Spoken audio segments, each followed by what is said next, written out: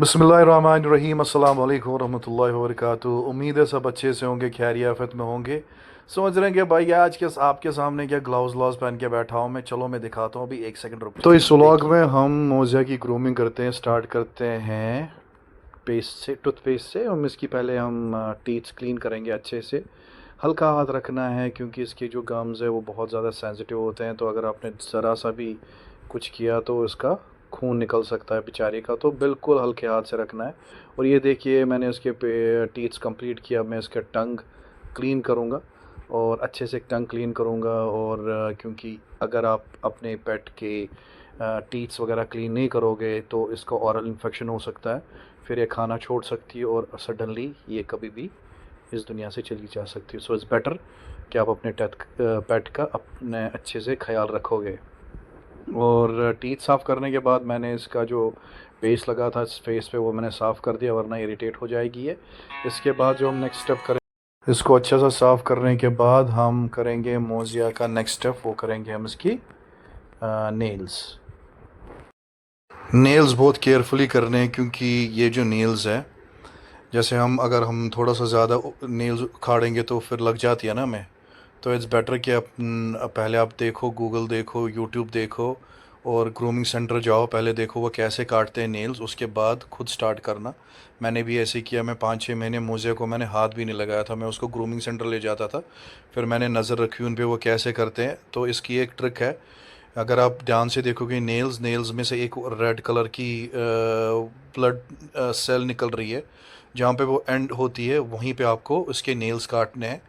और अगर आपके नेल्स नहीं दिख रहे हैं, मतलब आपको नहीं समझ आ रहा है कि कहाँ पे काटना है, क्या करना है, तो बस टिप टिप काटना है। तो इट्स बेटर कि पहले आप देखो कि कैसे क्या काटने हैं फिर काटना।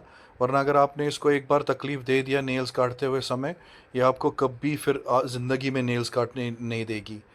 तो फिर आपको 4-5 लोग लगेंगे नेल्स कटवाने के लिए। तो नेल्स हो गए थे, फिर हम अब मोज़िया का करेंगे कान। हमने इसके ड्रॉप्स डाल दिए। एक पहले मैंने अमेज़ोन से देखा था, जब बेस्ट अमेज़ोन ये एयर ड्रॉप था वो मैंने मंगवाया जिसकी हाईएस्ट रेटिंग थी। तो फिर एयर ड्रॉप डालने के बाद 1-2 सेकंड थोड़े से कानों को ऐसे ऐसे सहलाना है इसको कि पूरा ड्रॉप्स अंदर चला जाए, क्योंकि ये जो ड्रॉप होता है ये पूरा वैक्स निकालता है। जैसे मैंने उसको आज एक ड्रॉप्स डाल दिया है दोनों कानों में। फिर मैं आज इसकी सफाई करूँगा और कल भी इसकी सफाई करूँगा। मैं आपको दिखाता हूँ जैसे मैं उसकी ये सफाई कर रहा हूँ। बिल्कुल हल्के हाथ रखना है, ज़ोर से मत करना क्योंकि इसको लग जाएगी वरना आपके पेट को। तो देखना क्या निकलेगा वहाँ से ये कितना। और एक हर हफ्ते में उसको सफाई करता हूँ, हफ्ते में 2 बार ट्राई करता हूँ, लेकिन एक बार तो करता ही करता हूँ फॉर श्योर कि ये साफ़ रहे, एकदम हेल्दी रहे। क्योंकि जो हमारे पेट्स हैं वो हमारे साथ उठते हैं, बैठते हैं, खेलते हैं, सोते हैं। और अगर इनको इन्फेक्शन हो जाए या अगर ये स्लो हो जाए तो ऑटोमेटिकली हम पे भी इम्पैक्ट पड़ेगा पड़ेगा। तो फ़िलहाल सब कुछ सफाई वफाई करने के बाद अब जो फाइनल स्टेज आ गया, फाइनल नहीं, सेकंड लास्ट जो स्टेज आ गया वो है अब इसको नहाना। तो मैंने पहले पानी रेडी किया, उसमें थोड़ा सा शैम्पू डाला। ये भी बहुत अच्छा शैम्पू है पर्शियंस कैट के लिए।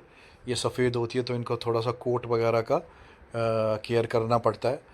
तो मोज़े भाग रही थी इस टाइम, तो मैंने उसको पकड़ ही लिया फाइनली और पानी में डाल दिया। और पानी में डालने के बाद मोज़िया भाग रही थी क्योंकि तुम्हें पता ही है बिल्लियों को बिल्कुल पानी पसंद नहीं होता है। लेकिन हल्के से मैंने प्यार से उसको नहला दिया। पूरा कोट जो है वो पूरा वेट कर दिया पहले आराम से। और मेरी जो वाइफ़ है वो कैमरा लेके खड़ी है, देख रही है। और फिर मोज़िया भी उसको बुला रही है, म्याऊं म्याऊं कर रही थी। तो मैंने अच्छे से इसके नेल्स वगैरह साफ़ किए पूरे अच्छे से। जैसे ये लेटर बॉक्स में जाती है तो ऐसे पंजे मारती है ना, फिर उसको पोटी वगैरह जो छुपानी होती है, तो उस टाइम इसके नेल्स गंदे हो जाते हैं। तो मेक इट श्योर कि आप इसके नेल्स, जब भी आप इसकी ग्रूमिंग वगैरह करोगे तो नेल्स इसके साफ़ करना। और यहाँ पे देखना, यहाँ पे ये भाग रही थी मेरी वाइफ़ के, वो पैर पकड़ रही थी कि मेरे को बचाओ बचाओ। लेकिन ये इसके हेल्थनेस के लिए है। सो इज़ बेटर कि हम इन चीज़ों को इग्नोर करें और इसको पूरे अच्छे से नहाए। फिर मैंने इसको शैम्पू जो था वो 1-2 मिनट के लिए लगा के रखा, क्योंकि अगर कोई जर्म्स वगैरह इंसेक्ट वगैरह इसकी कोट में होता है तो वो मर जाता है। वैसे तो हमारे साथ ही रहती है ये, कोई ऐसी दिक्कत वाली बात नहीं है, लेकिन फिर भी प्रिकॉशंस के लिए हम पूरा इसको ध्यान रखना होता है। तो जो पानी था जिसमें मैंने शैम्पू रखा था फिर वो मैंने चेंज कर दिया। और क्योंकि उसमें साबुन वगैरह थी, और एकदम मैंने फ़्रेश नया पानी ले लिया और मोज़ा को फिर से उसी पानी में नहाया और अच्छे से, कि पूरा शैम्पू निकल जाए बाहर। और फिर उसके बाद जैसे पूरा शैम्पू बाहर निकला, और मैंने जैसे आपको बताया जो शैम्पू होता है वो नेक के नीचे नीचे लगाना होता है, फेस पे और आइज़ पे वो नहीं लगाना होता है क्योंकि उसकी जलन हो जाती है आँखों में। फिर मैंने जैसे शैम्पू उतारा, फिर उसको आँखों और नॉर्मली वैसे साफ़ किया। फिर बच्चे की तरह ये टॉवल में आ गई, और फिर जो फाइनल स्टेप था वो था इसको हेयर ड्रायर से सुखाना। तो ये वाला जो टास्क है ये बहुत ही मुश्किल वाला टास्क है, भाग जाती है हेयर ड्रायर की आवाज़ सुनते ही। तो लेकिन मैंने कंट्रोल किया उसको, प्यार व्यार किया, और फिर भी फाइनली मान गई। और हम इसको प्यार से ट्रीट दी, वो दी, ये दी, बोला मोइज़म ये अच्छी बात है, वो जो भी हम इसको बता सकते थे वो बता दिया। मान गई बेचारी, और हमने इसका हेयर ड्रायर से सुखा दिया फाइनली। और सुखाते सुखाते एकदम प्यारी हो गई थी, ये सोना बच्चा जैसे हो गई थी। और ये देखो कितनी अच्छी अच्छी हो गई धीरे धीरे, लेकिन भाग रही थी बीच बीच में। लेकिन मैं उसको जाने नहीं दे रहा था क्योंकि मेरे को ये कंप्लीट करना था टास्क। ये बहुत ही लंबा टास्क है, इसमें कम से कम आपको 45 मिनट, अगर आपकी पर्शन है आधे घंटे से 1 घंटा लग जाएगा आपको इसको पूरा सुखाने में। तो फाइनली ये सूख के तैयार हो गई एकदम। भाग रही थी बीच बीच में लेकिन सूख के हो गई। प्यार किया मैंने उसको, और इसकी थोड़ी सी नाक में कुछ लगा था, आँख में कुछ लगा था, इसको सफाई करके अपने ग्लव्स व्लव्स उतार दिए मैंने। और मैंने उसको बोला you are ready to go now. लेकिन वो बैठी थी मेरे उसमें गोद में, क्योंकि मैंने उसको जाने भी नहीं दिया था, क्योंकि मेरे को उस पर लगाने थे, उस पर लगाना था मेरे को परफ्यूम।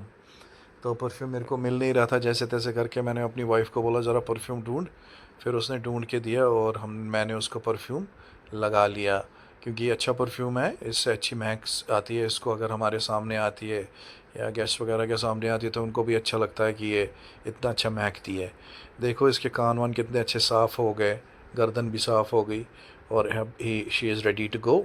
और ये देखिए, अब मैंने उसको थोड़ा सा ये कॉम किया, और कॉम इसको पसंद नहीं है लेकिन करना बहुत ज़रूरी होता है क्योंकि इसके बाल ख़राब हो जाते हैं, इसलिए कि मैंने उसके गर्दन पे भी कॉम किया। और आओ, she is ready to go.